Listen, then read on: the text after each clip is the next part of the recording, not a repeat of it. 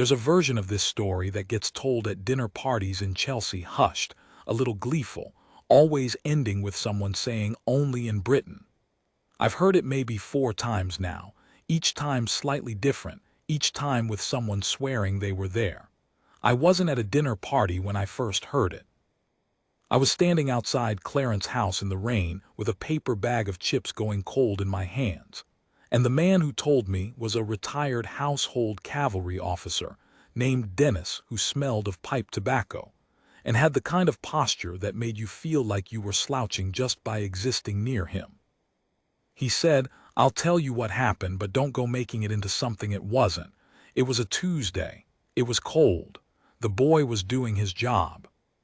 So that's how I'll tell it. It was a Tuesday. It was cold.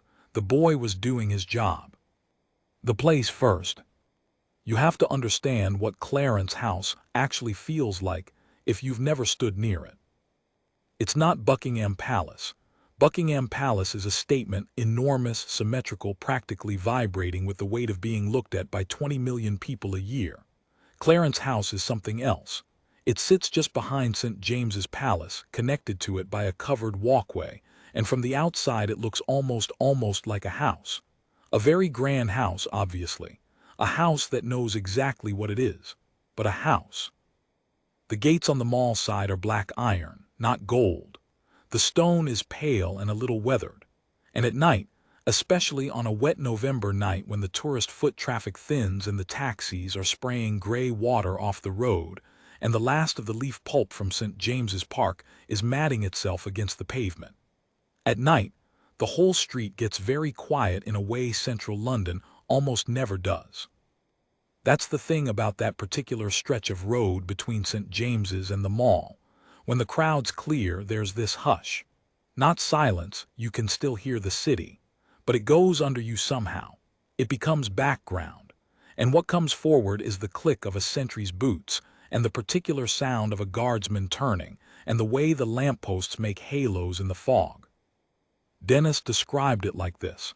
It's the kind of quiet that makes young men take themselves very seriously. He meant that as a compliment. November, a year of transition. The year matters because of what it meant for the family. William and Catherine, and I'll call them that, not Will and Kate, not the Prince and Princess of Wales, just William and Catherine, because that's how the story feels, had recently settled into their new arrangement at Windsor, specifically the Adelaide cottage on the Windsor estate, and later the broader move that everyone had been watching. There were removal vans people photographed from motorway bridges. There were schooling decisions announced. There was a whole recalibration happening, very publicly, of who lived where and what that meant. And Clarence's house, which had been Charles and Camilla's home for years, that comfortable, slightly cluttered, book-heavy residence that Camilla was known to love with something approaching ferocity, was very much still Camilla's domain. Or so Camilla thought. The administrative reality of royal residences during transition periods is, by all accounts, a minor bureaucratic nightmare. New security clearances, new post rosters, updated vehicle lists, staff rotations, and somewhere in the middle of all that perfectly ordinary institutional paper shuffling, something small went wrong. A list wasn't updated. Or a list was updated incorrectly. Or, and Dennis thought this was probably what happened, 2 lists were updated by 2 different people who each thought the other had taken care of the overlap, and neither of them had, because that is how institutional errors actually happen, not through malice, but through the very human assumption that someone else sorted it. The result of this small, mundane, completely explainable clerical gap was that on one particular Tuesday night in November, at approximately 22:40, a vehicle pulled up to a specific secondary entrance of Clarence's house that was not the main ceremonial gate. A side entrance, private, staff-facing, the kind of entrance that exists specifically so that people who live in a building can come and go without becoming a public event. The vehicle was the right color, the right make, it had the right plates. The woman in the back seat was Camilla. And the sentry posted at that gate, 19 years old, 11 weeks into his posting, standing in the cold with perfect posture, and a rifle he wasn't going to need, did not have her on his list. The boy. His name, Dennis told me, was not something he was going to share. He's not a story, he's a person. So I'll call him what Dennis called him throughout our conversation, which was simply, the boy. The boy had grown up in Shropshire. He'd wanted to join the Grenadier Guards since he was 11 years old. His mum had a photograph of him at a parade somewhere in Shrewsbury, age 7, standing at attention in a way that no 7-year-old should anatomically be able to achieve. He'd been training since he was 17. He'd passed everything. He'd done everything right. He was exactly where he'd worked to be. He was also, on this particular night, entirely alone at a secondary gate in the dark and the cold, and he had been for the last 4 hours. You have to feel that part, not romantically, just accurately. 4 hours is a long time to stand still. Your feet go past hurting and come out the other side into something that isn't exactly numbness, more like a kind of managed acceptance. Your thoughts, if you're well trained, don't wander, but they do slow down. They become very literal. Gate, road, light, sound. The world gets simplified in a way that is both deeply boring and weirdly peaceful. And then headlights. The car came from the direction of Pall Mall, moving at the careful, unhurried speed of someone who knows exactly where they're going. It indicated early. It pulled smoothly to the curbside stop in front of the gate. The engine didn't cut. The boy straightened. He was already straight, but he straightened further, which is a thing that body does when the brain hasn't quite caught up yet and is still working on what is this. The window came down. A face he knew, because every person in his position knows that face, has studied those faces the way medical students study anatomy, looked out at him from the back seat. "Good evening," Camilla said, and Dennis, who had this from someone who had it from someone who worked inside, said she used exactly that tone. Pleasantly, warmly, the tone of a woman who had done this 100 times and expected it to take 30 seconds. The boy looked at her. He looked at his list. He looked back at her. "Good evening, ma'am," he said. "Could I ask you to hold one moment?" What happened in that moment? It wasn't a dramatic pause. That's what Dennis kept emphasizing. There was no standoff, no raised voice, no scene. The boy stepped back to his post, not away, just back the correct distance, and he got on his radio. And this is where the story starts to become something more than a funny anecdote about a clerical error. Because what the boy said on that radio was so precise, so perfectly calibrated, so exactly right in its phrasing that even years later, Dennis repeated it with something that sounded almost like reverence. "I have a vehicle at the secondary entrance. The passenger is not on my current list. I require verification before I can open the gate. Please advise." That's it. That's the whole transmission. He didn't say who the passenger was. He didn't say, "I think it might be," or "there's someone here claiming to be." He didn't editorialize, didn't apologize, didn't fumble. He stated the situation. He stated what he needed. He waited. In the car, Camilla waited too. The window was still down. The cold was coming in. She wasn't by all accounts annoyed. She was, if anything, slightly amused. She'd been around long enough to understand that the alternative to a guardsman who sticks to the protocol, even when it's inconvenient, is a guardsman who doesn't. And the second type is considerably more dangerous than a 5-minute delay in the cold. But 5 minutes became 7, and 7 became 9. And this is where it started to feel, from the inside of that car, like something had genuinely gone sideways. Because no one was coming back on the radio. The list problem. What was happening on the other end of that radio call was, in Dennis's words, a fairly spectacular example of what happens when two bureaucratic systems don't talk to each other during a transition. The operations room that was supposed to verify the vehicle was working from one version of the evening's approved movement schedule. A secondary system, newer, part of the updated protocol that had come in with the transition, had an amended version. The amended version had Camilla's vehicle correctly listed. The original version did not, and the person on duty in the operations room, through no fault of their own, was looking at the original. So they couldn't verify the vehicle. They could see that the plates matched a registered royal vehicle, yes. But the movement schedule, the document that authorized specific movements on specific nights to specific locations, didn't have this vehicle at this gate at this time. Which meant the correct answer, the only defensible answer under the protocol, was, hold position, do not open the gate, we are escalating. Which is what they transmitted back to the boy. Hold position. He held position. The car sat.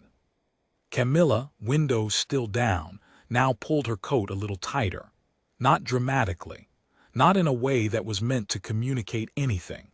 Just the small physical adjustment of a person who has accepted they are going to be cold for a bit longer than anticipated.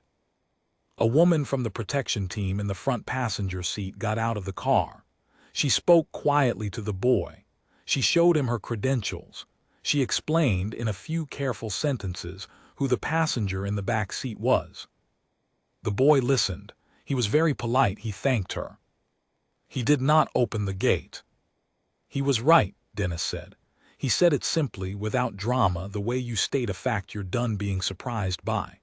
Credentials from a protection officer are not the same as verification from operations. The boy knew that. He'd been taught that. You open that gate without verification. It doesn't matter who gave you the credential, you've broken the protocol. And broken protocols are how things go wrong. He paused, tapped the railing we were both leaning on. He was 19 years old, standing in the cold, telling the queen consort she couldn't come in, and he was right. What the street looked like. I want you to be on that street for a minute. It's almost 11 o'clock now. The fog has come in thicker. The lampposts are doing their halo thing. On the mall, you can hear the occasional car, but none of them slow down. That's not unusual. This stretch of road isn't one tourists park on at this hour. A small dark vehicle sits at the side gate of Clarence's house. A guardsman stands at his post. A woman in a suit stands just outside the car door, speaking quietly. If you walked past, and a handful of people did, Dennis said, late walkers, a couple with a dog, a young man in scrubs who was clearly post-shift and barely registered anything, you wouldn't know what you were looking at. You'd see a car, a gate, a soldier. You might think official something. You'd move on. The protection officer got back in the car. The boy stood at his post. The radio crackled. Escalation. Somewhere in the building behind that gate, a duty officer had been woken up. Not by the situation itself. These things happen. Transitions are messy. Lists don't always align, but by the duration. 9 minutes had become 12. 12 was becoming 15. And at a royal residence, a vehicle sitting at a secondary entrance unverified for 15 minutes is not a status quo you leave unaddressed. The duty officer was a woman, and Dennis knew her slightly, and his description of her was the sort of person who irons a crease into her patience. Meaning, she was not flustered. She moved through the problem the way you move through a building you know in the dark, by feel, by muscle memory, by the understanding of exactly where every door is. She found the discrepancy in 4 minutes, 2 lists, 2 versions, 1 overlap no one had managed. She authorized the verification. The operations room transmitted. The boy's radio crackled. Verification confirmed. You may proceed. The boy turned to the gate. He turned back to the car because protocol, because you face the vehicle, because you don't just open a gate and look away, and he said, in exactly the tone he'd been trained to use, warm but not informal, professional but not cold. I apologize for the delay, ma'am. You're clear to proceed. Welcome home. Camilla looked at him for a moment. "Thank you," she said. "You did exactly right." And she meant it. Dennis was sure of that. He'd seen enough people give pro forma courtesy in his career to know the difference between a pleasantry and a verdict. That was a verdict. The gate opened. The car pulled through. The boy closed the gate, returned to his post, put his hands behind his back, looked at the road. 4 minutes later, another car came, different plates, also on the late schedule. He checked the list. The car was on it. He opened the gate. That was the night. What Dennis said at the end. We'd finished the chips by then. The paper bag had gone translucent with grease, and I'd folded it into a small square the way you do when you're buying time with your hands. Dennis looked at the gate, not that gate, a different one but similar, and he said, "People think the guards are decoration. Tourists take their picture, post it online. They think, nice hat, very straight, funny that they don't smile, they don't understand what they're looking at." He straightened, old habit. What they're looking at is a system, a chain. And that chain is only as strong as the person at the end of it who, on a cold Tuesday night, with nobody watching and nobody there to give him a medal for it, decides that the protocol is the protocol, and that's the end of the story. He looked at me. "The chain held," he said. "That's all. That's always the story if it's a good one." The fog had come in properly by then. The mall was a smear of orange light and wet tarmac. Somewhere behind those pale stone walls, in a residence that had been home for years, a woman had taken off her coat and was probably making tea. And somewhere at a secondary gate in the cold, a boy from Shropshire was doing his job. The thing about royal households during periods of transition is that they function like a very old, very large ship changing course. The deck looks steady from the outside, but below the waterline everything is turning at once, groaning slightly with the effort, and the people who work in the machinery of it are hanging onto something, and hopping their handoff notes were correct. The particular transition happening that autumn was the kind that doesn't announce itself with drama. No abdication, no crisis. Just the slow, enormous, deeply logistical fact of families reorganizing themselves around new roles, a new Prince and Princess of Wales, new residences, new staff assignments, new protocols layered over old ones that hadn't fully been retired yet. Adelaide Cottage at Windsor was small by royal standards. Deliberately so, people said, though whether that was preference or pragmatism or both was the kind of question the press asked and the household never answered. It had a garden. It was near the school. It was, in the particular language of royal accommodation, appropriate for the current stage. Clarence House was not small. Clarence House was the opposite of small, not in square footage alone, but in the weight of its domestic accumulation. Years of a particular life lived in a particular way. Favorite chairs in correct positions, a kitchen that had learned its occupants, books shelved by a system only one person fully understood, the kind of house that has, over time, become a person's outline. And into the administrative reality of two households recalibrating around each other, two sets of staff, two sets of schedules, two sets of protocols that occasionally referenced each other and occasionally contradicted each other without anyone yet having the full map, fell one small gap. One list. One gate. One boy. But part one was his story. Part two is what was happening on the other side of those walls, in the hours before and after the gate held shut for 15 minutes on a cold November night. Inside Clarence House, early that evening, the housekeeper on duty that evening, I'll call her Margaret, which is not her name but which feels right for reasons I can't fully justify, had been managing Clarence House since before the decade turned. She was the kind of person who knew where everything was not because she'd memorized it, but because she'd put everything where it was, and the act of putting things in their correct places was so natural to her that the map lived in her hands rather than her head. She could find a particular serving dish in the dark. She could tell by the sound of a door closing whether it had been closed by someone who knew the house or someone who was still learning it. She knew something was off about the evening schedule at around 6 o'clock. Not catastrophically off, not alarmingly, just a small dissonance. The kind that a less experienced person might not register, a movement notification that came later than it should have, a confirmation that used slightly different phrasing than the standard form. A gap in the communication chain that in itself meant nothing.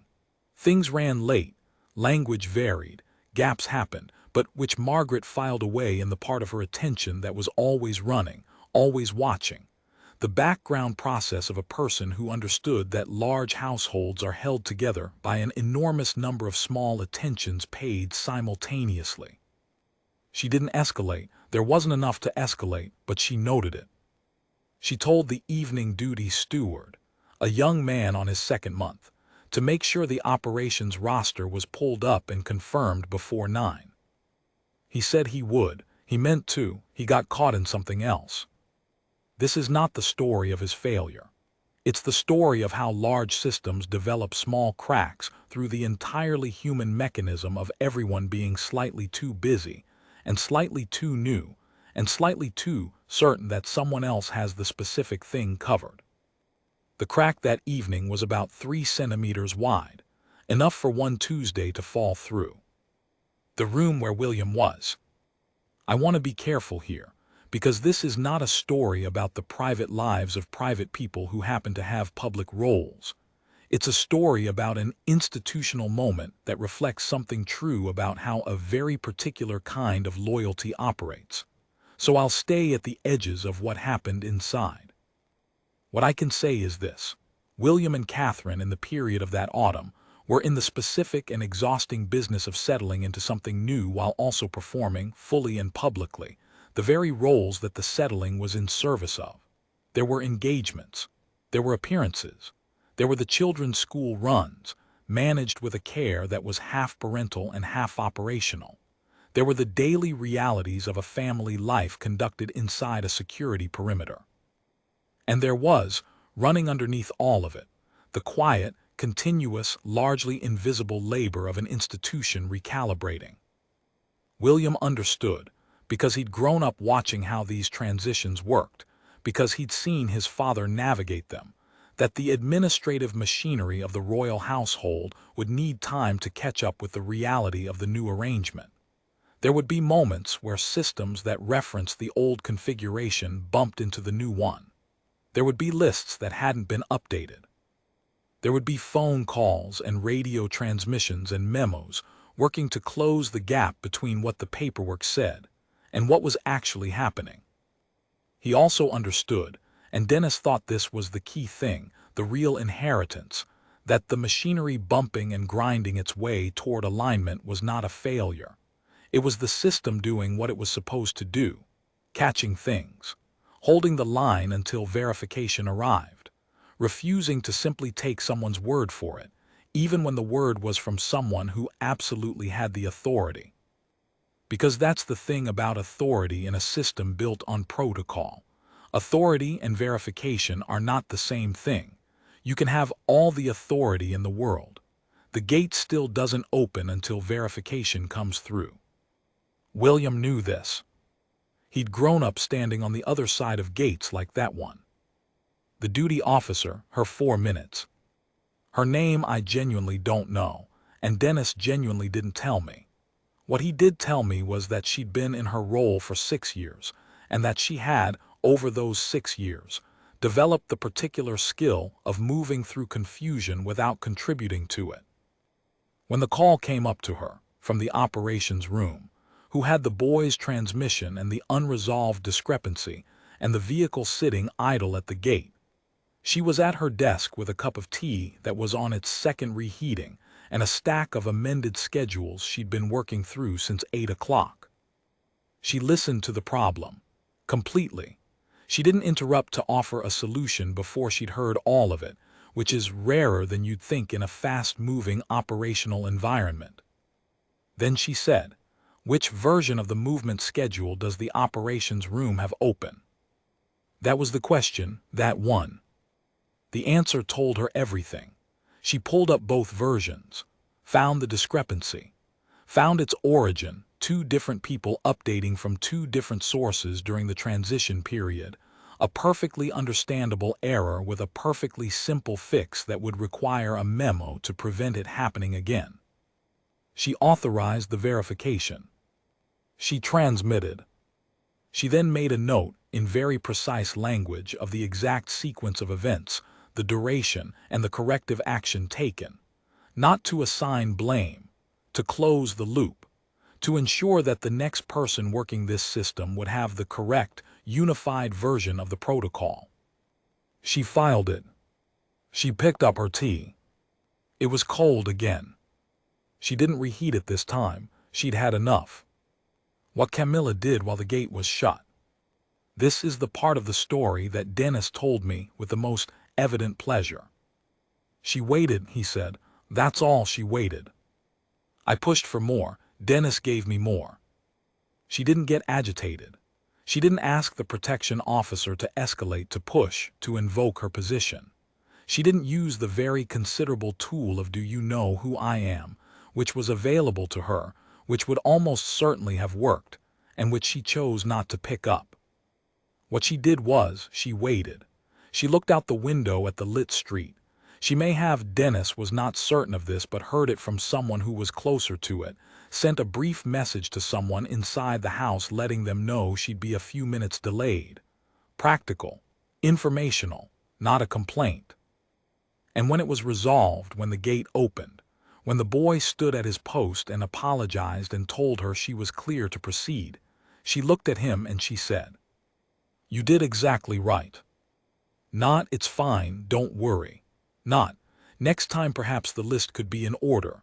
Not a reassurance designed to make the moment go away faster. A verdict, delivered to a 19-year-old who had just spent 15 minutes refusing her entry to her own home. You did exactly right. Dennis had been in royal service, in various capacities, for 23 years. He'd watched a lot of people in a lot of high-pressure moments choose the response that made things smooth rather than the response that made things true. "That's a woman who understands what she's part of," he said. "She wasn't inconvenienced, she was tested, and she passed." He thought about that for a moment. Frankly, so did he. The memo. 2 days later, a memo went to the relevant department. I don't have the memo. I'm never going to have the memo. But Dennis described its general content in enough detail that I can tell you what it addressed. The specific mechanism by which two updating processes had created a discrepancy between two versions of the same document. The solution it proposed was a single, unified process, one point of entry, one authorized person to make amendments, and a confirmation step that required the update to be acknowledged before it took effect. It also, and this is the detail Dennis mentioned almost in passing, as if it were the least important part when it was clearly the most important.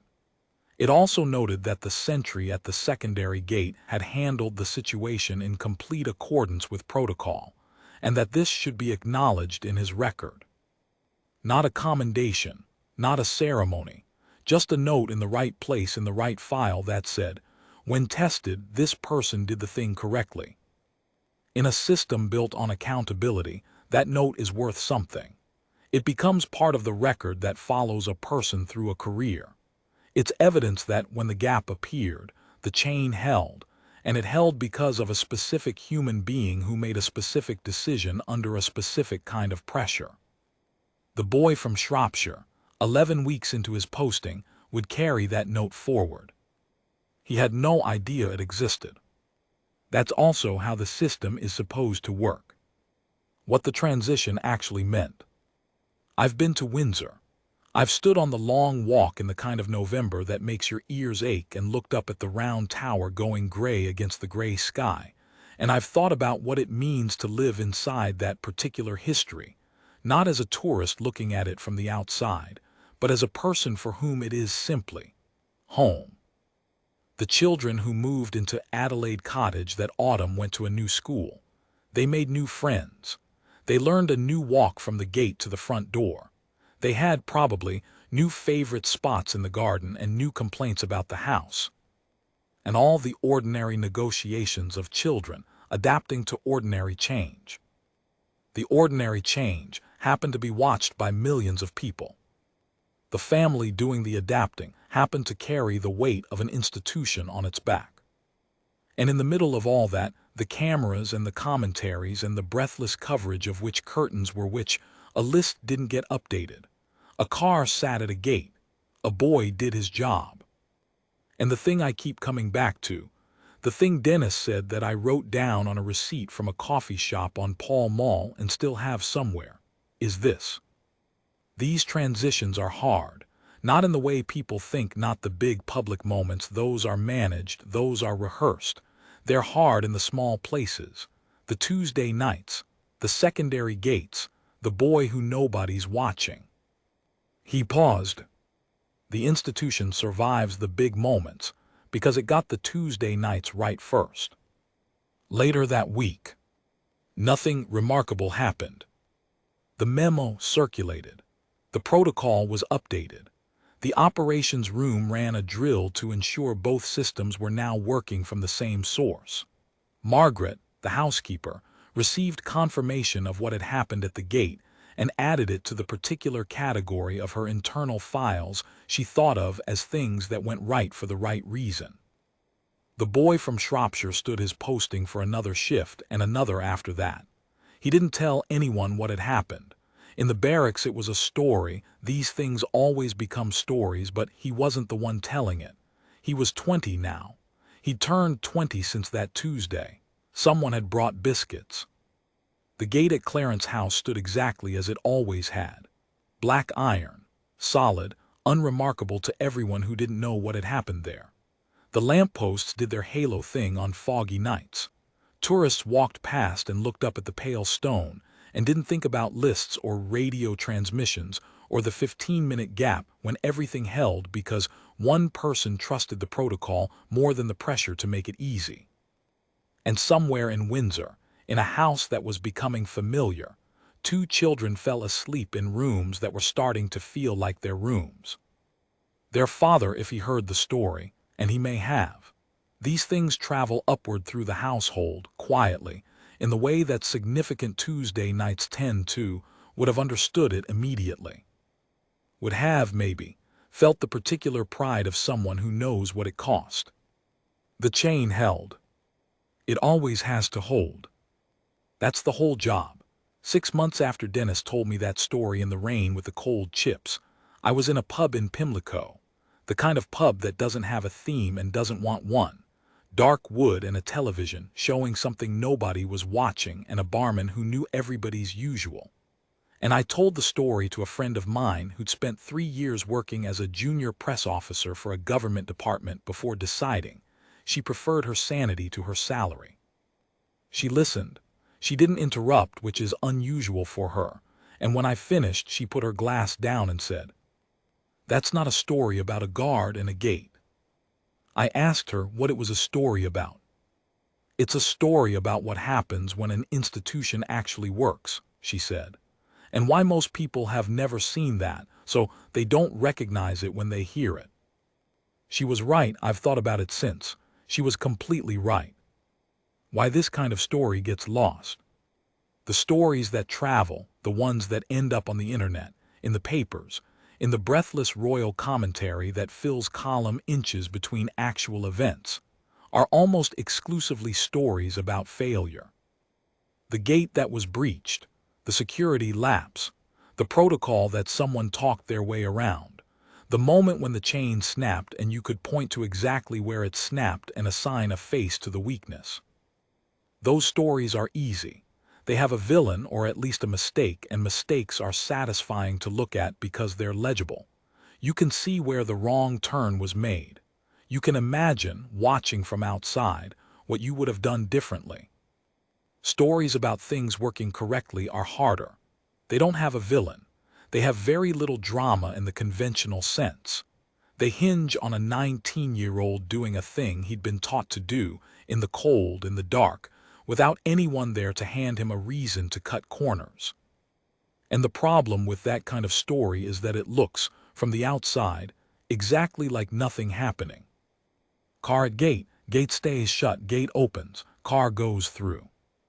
That's the whole visible event. 30 seconds of observation tells you nothing. You need the interior of it, the boys' training, the operations room scramble, the duty officer's 4 minutes, the note that ended up in a file to understand what you were actually watching.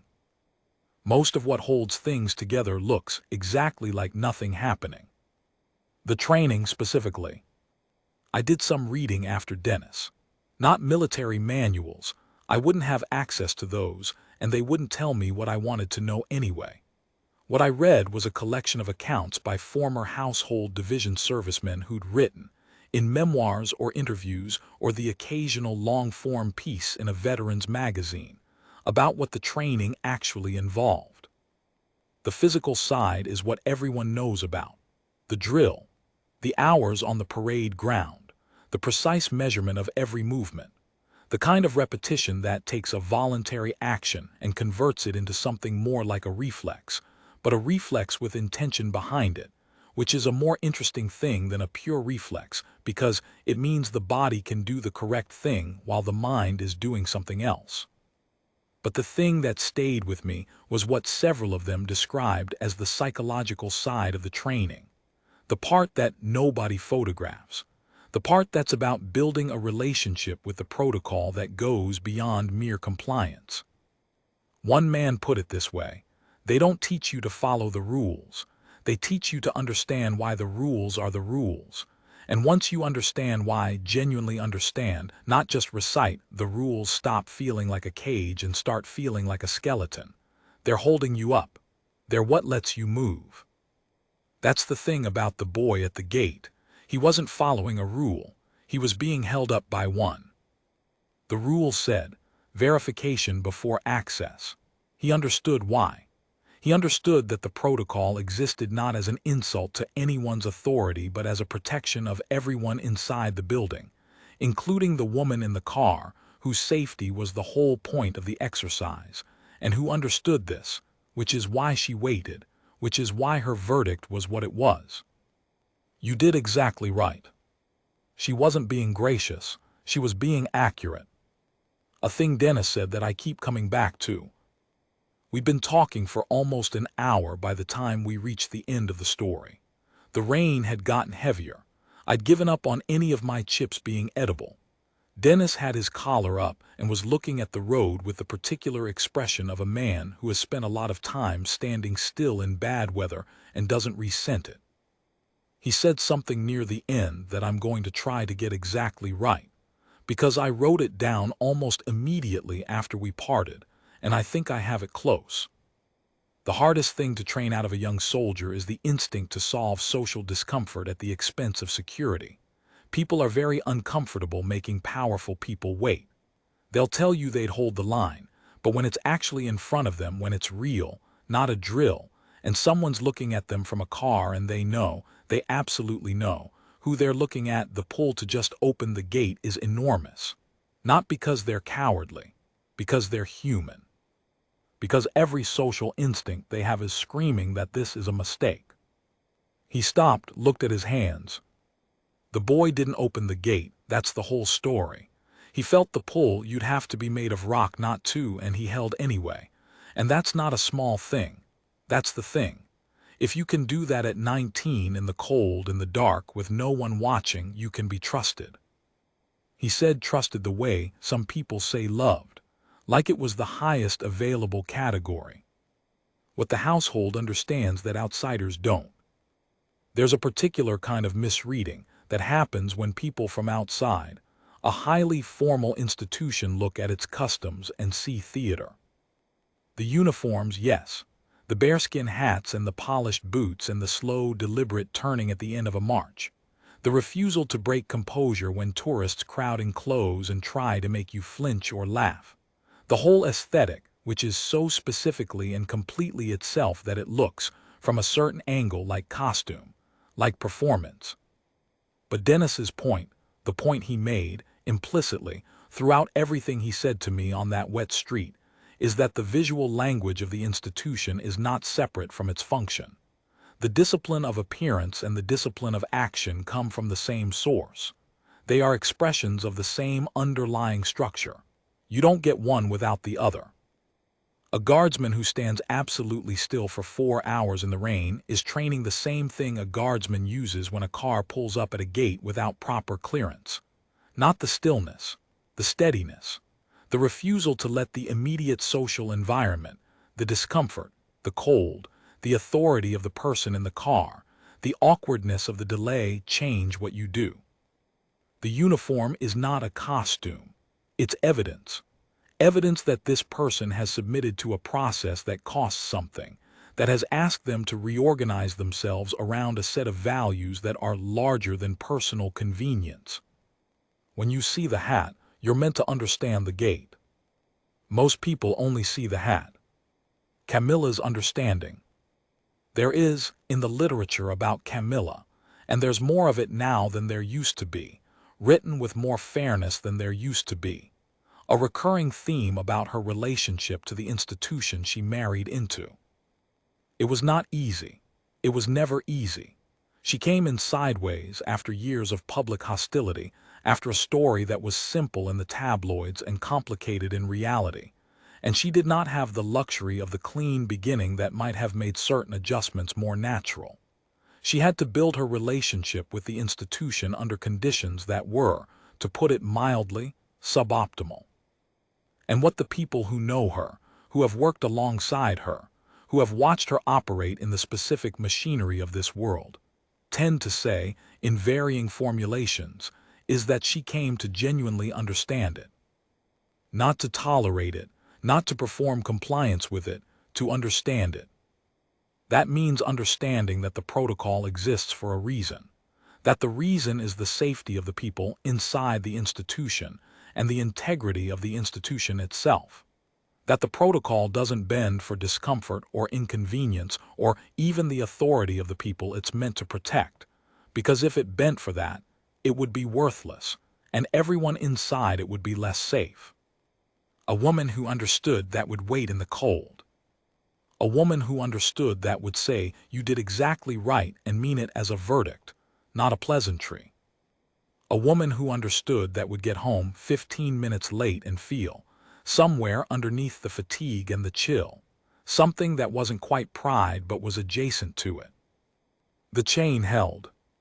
William at distance. I want to say something careful here, and I want to be honest that I'm speculating, because I have no direct knowledge of William's response to this story. But I think about what it would mean to him. He grew up inside this institution, the way fish grow up inside water, not experiencing it as an environment, just as the conditions of existence. He had no pre-institutional self to compare it to.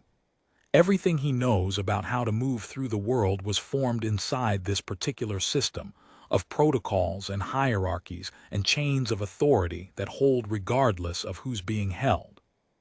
He spent years negotiating his relationship to that, pushing at it sometimes, trying to understand the difference between the parts of it that were genuinely necessary, the security, the protocol, the chain, and the parts of it that were tradition for tradition's sake, custom that had outlasted its rationale. He married a woman who understood the same distinction, who had her own version of that negotiation in different terms from a different starting point, and who had arrived at something similar. The institution has a core, and the core is real, and the core is worth protecting, and the rest of it you can talk about. The gate at Clarence House was the core. A list, a verification, a boy in the cold who didn't open the gate before clearance came. If William heard that story, and as I said, these things travel upward quietly, I think he would have felt something very particular. Not pride exactly, not relief exactly. Recognition. Yes, that's what it's supposed to be. The boy, a year later. Dennis didn't know what became of the boy specifically.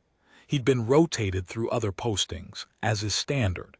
He might have been at Wellington Barracks. He might have been on ceremonial duties somewhere. He might, by now, be the slightly older presence at a secondary gate somewhere, the one the newer boys look to when something unusual happens. I hope, in whatever form his career has taken, that the note in his file found him somehow, that someone told him it was there, that he knows, not as a point of pride to broadcast but as a quiet internal fact, that when the gap appeared he held. He was 19 years old. He'd wanted this since he was 11. He stood in the cold for 4 hours and then, when it mattered, he did the one thing his whole training had been building toward. He trusted the protocol over the pressure. He kept the chain intact.